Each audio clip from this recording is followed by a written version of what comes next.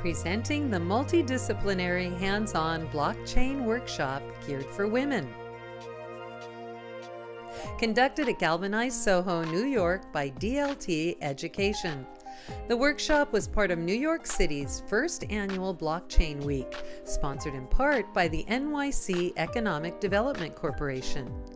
In attendance were a multidisciplinary, multilingual, multi-ethnic group of 50 women and 1 man from diverse backgrounds and cultures who engaged with a dozen experts who delved into a broad variety of distributed ledger technology topics.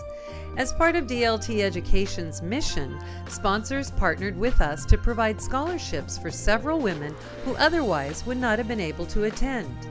The content was aimed to accommodate beginning to intermediate levels. Additionally, there were several hands-on lab exercises, including experiments with cryptocurrency wallets and test nets, as well as the creation of smart contracts to generate non-fungible tokens. Furthermore, DLT Education conducted a parallel Train the Trainer instructor track.